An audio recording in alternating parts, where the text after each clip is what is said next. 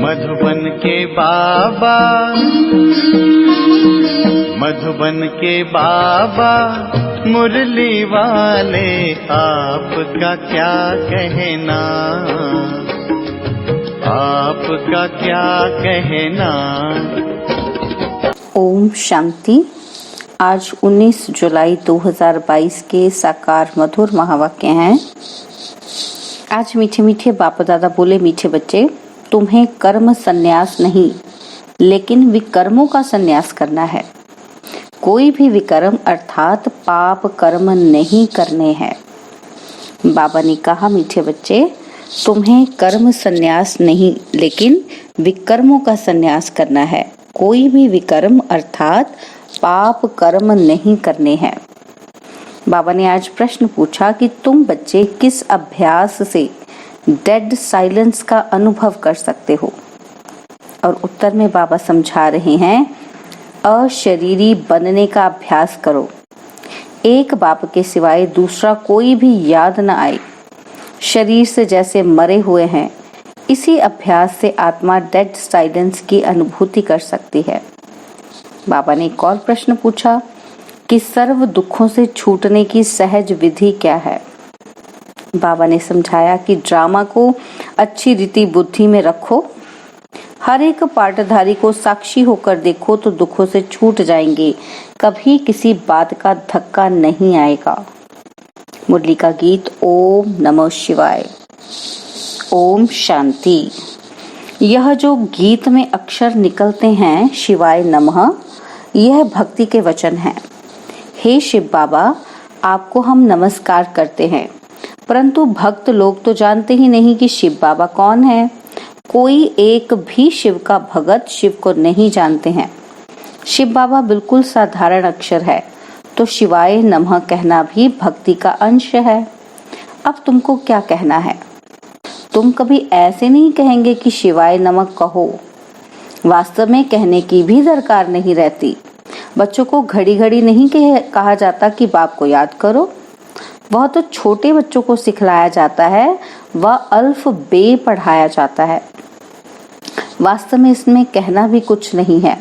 मन मना भव भी नहीं कहना होता, यह भी संस्कृत अक्षर है। तुमको तो कभी संस्कृत में समझाया ही नहीं गया है। बच्चे जानते हैं कि हमको तो बाप को ही याद करना है। आत्मा स्वयं जानती है कि बाप ने परिचय दिया है।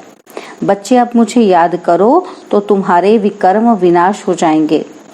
तो याद करना बच्चों का फर्ज हुआ। यहाँ आकर जब बैठते हो तो बाप की याद में अशरीरी होकर बैठना है। ज्ञान भी बुद्धि में बैठता है। हम आत्मा बाप को याद करते हैं। यह शरीर तो ऑर्गन्स है, इनकी क्या वैल्यू है? बाजा कितना भी फर्स्ट क्लास हो, अगर मनुष्य बजाता ठीक नहीं हो तो बाजा किस काम का? ऐसे ही मुख्य आत्मा है। आत्मा जानती है कि हमें ये ऑर्गन्स मिले हैं कर्म करने के लिए। हम कर्म योगी हैं, कर्म सन्यासी हो नहीं सकते। वह तो कायदे के विरुद्ध है। विकर्मों का सन्यास किया जाता है कि हमसे कोई विकर्म ना हो, पाप नहीं हो।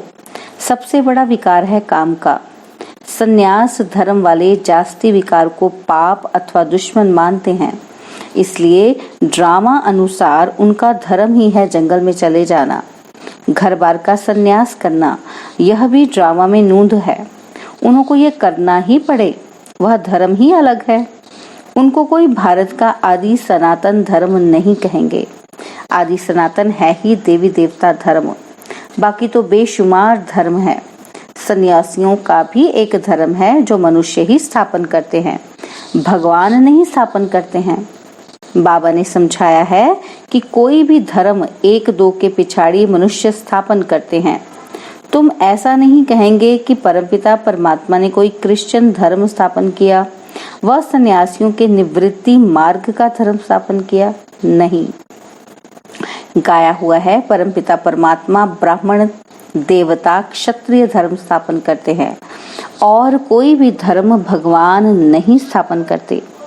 ड्रामा अनुसार हर एक अपना अपना धर्म स्थापन करते हैं।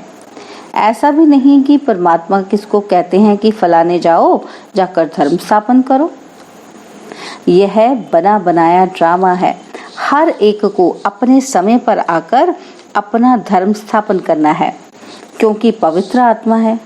पवित्र आत्मा बिगर कोई कब धर्म स्थापन नहीं कर सकते, कायदा ही नहीं। आत्मा आकर धर्म स्थापन करती है और पवित्र रहती है, और सब धर्म मनुष्य स्थापन करते हैं। यह एक देवी देवता धर्म बाप स्थापन करते हैं, क्योंकि उनको कहा जाता है, हे पतित पावन आकर नई दुनिया बनाओ। बुद्धि कहती है कि भारत पावन था, अब पतित है, इसलिए पुकारते हैं। पावन दुनिया में तो कोई पुकारेंगे ही नहीं। मनुष्य तो जानते ही नहीं है कि पावन दुनिया कब होती है। पुकारते ही रहते हैं, अंत तक पुकारते रहेंगे, याद करते रहेंगे। वह इन बातों को समझेंगे नहीं जितना तुम समझते हो। तुम्हारी यह पढ़ाई है, यह पाठशाला है परमपिता परमात्मा की। यह भी प्रश्न बोर्ड पर बनवा कर लिखो कि गीता का भगवान कौन। एक तरफ लिखो बाप की महिमा, वह मनुष्य सृष्टि का बीज रूप सत्य है, चैतन्य है, ज्ञान का सागर है। तुम कृष्ण को पवित्रता का सागर नहीं कह सकते हो, क्योंकि वह जन्म मरण में आते हैं।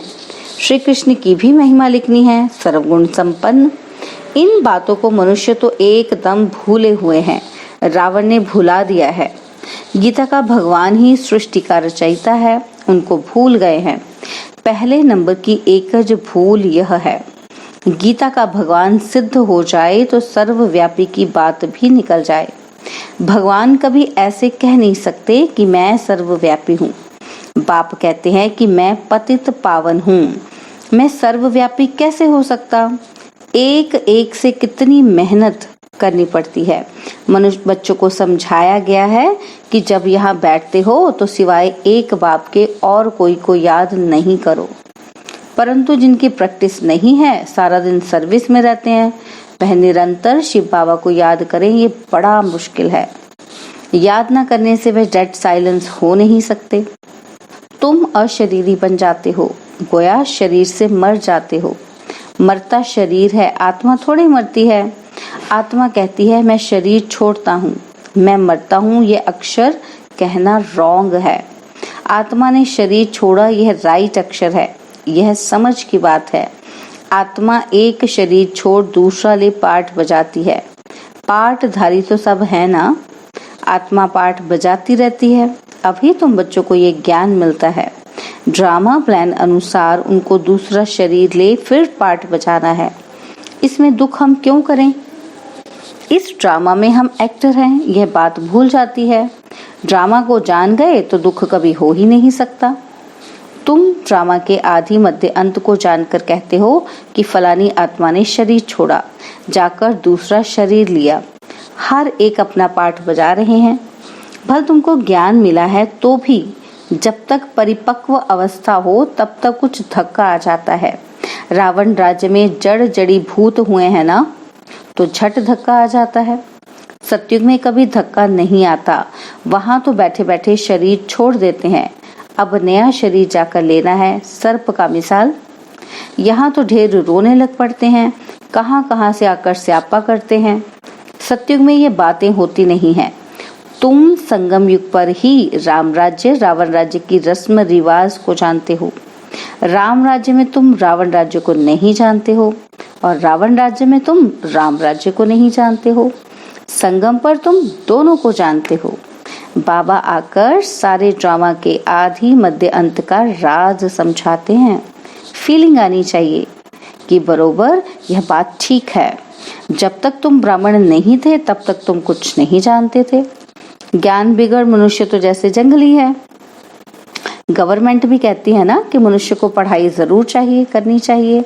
गावड़े वाले पढ़ते नहीं हैं, अपनी खेतीबाड़ी में ही लगे रहते हैं, तो बाहर वाले कहते हैं ये तो जंगली है। हमको तो अब बाप बैठ पढ़ाते हैं। हम गार्डन के फूल बनते हैं, वह है जंगल के कांटे। तुमको मालूम पड़ा है तब समझ सकते हो। दुनिया में ऊंच ते ऊंच गुरु को माना जाता है, क्योंकि समझते हैं कि वह सदगति करते हैं। परंतु बाप ने समझाया है यह तो भक्ति में फंसाते हैं। भक्ति की धुन में बैठते हैं तो झूमते रहते हैं।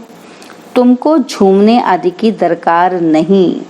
यहाँ तो बाप से वर्षा लेना है। बच्चा बड़ा होता है, समझ जाता है बाप से हमको वर्षा मिलना है। छोटे बच्चे के ऑर्गन्स ही छोटे हैं।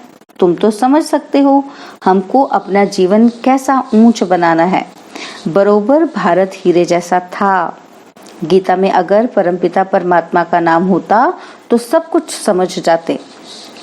परमपिता परमात्मा ही सर्व का सद्गति दाता है। उनकी शिव जयंती भी भारत में ही मनाते हैं। वास्तव में भारत तो सबसे बड़ा तीर्थ है। सबकी सद्गति करने वाला जो बाप है उनका जन्म यहाँ भारत में होता है। अभी तुमको पता पड़ा है कि बाप कैसे भारत देश में आते हैं। आप कौन सा तीर्थ स्थान ऊंच मानेंगे? जरूर भारत को ही मानना पड़े। शिव के मंदिर तो यहाँ तहाँ हैं। सब धर्म वाले जहाँ भी शिव का मंदिर देखेंगे तो जाकर शिव बाबा पर हाथ चढ़ाएंगे।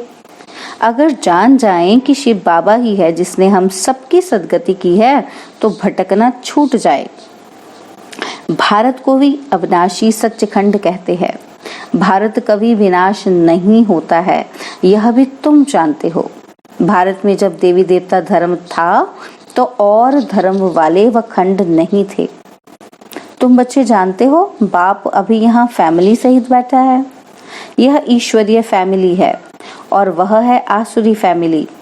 तुम्हारे में भी कोई कोई है जो अच्छी तरह समझते हैं, शुद्ध अहंकार में रहते हैं। देह अभिमान है अशुद्ध अहंकार।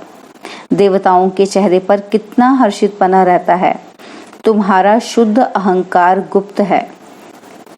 तुम्हारा शुद्ध अहंकार गुप्त है। आत्मा को बहुत खुशी होती है। ओहो, कल्प बाद फिर से बाबा मिला है। हमको राज्य भाग्य का वर्षा देने के लायक बना रहे हैं। बड़ी खुशी रहनी चाहिए। तुम्हारे अगेंस्ट बहुत हैं। तुम्हारी एक बात है कि ईश्वर सर्वव्यापी नहीं है और दूसरा गीता का भगवान कृष्ण नहीं है। यह दो मुख्य भूलें हैं। इसलिए बाबा कहते हैं कि पहले पहले पूछो परमपिता परमात्मा से आपका क्या संबंध है, और यह भी पूछो कि गीता का भगवान कौन है। जज करो इस पहेली को। इसको हल करने से सेकंड में जीवन मुक्ति पा सकते हो। जनक मिसल सेकंड में जीवन मुक्ति, यह तो भारत में मशहूर है। उसने कहा कौन है जो हमको सेकंड में ब्रह्म ज्ञान देवे? यह ब्रह्मा ज्ञान है ना, जो ब्राह्मण ब्राह्मणियां देते हैं। उनको ज्ञान देने वाला ज्ञान का सागर शिव है। इन बातों को तो वह समझते नहीं। ब्रह्म ज्ञान कह देते हैं, ब्रह्मा भोजन को ब्रह्म भोज कह देते हैं। ब्रह्म तत्व है, ब्रह्मा तो है बाप, उनका बाप है शिव। यह बातें मनुष्य बिल्कुल नहीं जानते हैं। पहले तुमको ये बातें थोड़ी समझाई थी। पहले तो तुम बच्चे सगीर थे, अब बालिग हुए हो। बाप कहते हैं आज तुम्हें गुह्य बातें समझाते हैं। बात बिल्कुल सहज है, मन मना भव। जैसे बीज और झाड़ का विस्तार कितना लंबा है, समझाते रहते हैं। अभी हम त्रिकालदर्शी बन गए हैं। रचयिता और रचना के आदि मध्य अंत को जान गए हैं। इस समय तुम्हारे सिवाय और कोई सृष्टि के आदि मध्य अंत को नहीं जानते हैं। हम भी नहीं जानते थे। अभी तुम समझते हो। सबसे जास्ती भक्ति शुरू हुई है। हमारी उतरती कला होती गई है। चढ़ती कला होती है तो सर्व का भला होता है। उतरती कला में किसका भला होता है? क्या उतरती कला में तो किसी का भला ही नहीं होता। ये सब समझने की बातें हैं। यह भी ड्रामा में नूंद है। ये बड़ी अच्छी टॉपिक है कि गीता का भगवान कौन। इस पहेली को हल करने से तुम बाप का वर्षा पाकर विश्व का मालिक बन सकते हो। मनुष्य विश्व का मालिक निराकार को समझते हैं, परंतु विश्व तो सृष्टि को कहा जाता है। बाप विश्व का मालिक नहीं बनता। बाप कहते हैं मैं निष्काम सेवाधारी हूँ। तुम मोस्ट बिलवेड चिल्ड्रन हो। मैं तुम्हारा ओबीडियंट सर्वेंट हूँ। तुम पुकारते हो कि हे पतित पावन आकर पावन बनाओ। हाजिर सरकार आया हूँ। आप बच्चों का सर्वेंट ही है। फिर कोई कपूत भी निकल पड़ते हैं। बाप तो निराकारी निरहंकारी गाया हुआ है। ऊंच ते ऊंच भगवान और फिर उनका यह रथ। कई बच्चे कहते हैं कि हम शिव बाबा के रथ के लिए कपड़ा भेज देते हैं। रथ की तो हम खातिरी कर सकते हैं ना, शिव बाबा तो खाते नहीं हैं, किसकी खातिरी करें। इनकी ड्रेस तो वहीं चली आ रही है, कोई अहंकार नहीं, कोई चेंज नहीं। इनको देखकर समझते हैं ये तो जौहरी था, ये कैसे प्रजापिता हो सकता है। अरे इसमें मूंझने की क्या बात है, आकर समझो। हम ब्रह्मा मुख द्वारा वंशावली बने हैं, हमारा हक लगता है विश्व का मालिक बनने का। अच्छा, मीठे मीठे सिकिलदे बच्चों प्रति माता पिता बाप दादा का याद प्यार और गुड मॉर्निंग। रूहानी बाप की रूहानी बच्चों को नमस्ते। हम रूहानी बच्चों की रूहानी बाप दादाजी को दिलवा जान सिखवा प्रेम से नमस्ते। ओम शांति। प्यारे बाबा, मीठे बाबा, मेरे बाबा, शुक्रिया बाबा, शुक्रिया बाबा, शुक्रिया बाबा। धारणा के लिए मुख्य सार है, पहला पॉइंट है अशुद्धता को छोड़ शुद्ध अहंकार में रहना है। यह चेहरा देवताओं जैसा सदा हर्षित रखने के लिए अपार खुशी में रहना है। बाप दादा समान निरहंकारी बनना है। सेवाधारी बनकर सबूत देना है, कभी कपूत नहीं बनना है। बाबा ने वरदान दिया, एक बाप दूसरा न कोई। इस स्थिति द्वारा सदा एक रस और लवलीन रहने वाले सहज योगी भव। एक बाप दूसरा न कोई, इस स्थिति द्वारा सदा एक रस और लवलीन रहने वाले सहज योगी भव। एक बाप दूसरा न कोई। जो बच्चे ऐसी स्थिति में सदा रहते हैं, उनकी बुद्धि सार स्वरूप में सहज स्थित हो जाती है। जहाँ एक बाप है, वहाँ स्थिति एक रस और लवलीन है। अगर एक के बजाय कोई दूसरा तीसरा आया तो खिटखिट होगी। इसलिए अनेक विस्तारों को छोड़ सार स्वरूप का अनुभव करो। एक की याद में एक रस रहो तो सहज योगी बन जाएंगे। स्लोगन है, दिल में सदा यही अनहद गीत बजता रहे कि मैं बाप की, बाप मेरा। दिल में सदा यही अनहद गीत बजता रहे, मैं बाप की, बाप मेरा। ओम शांति। और अब यह एक बहुत अच्छी वीडियो भी जरूर देखें।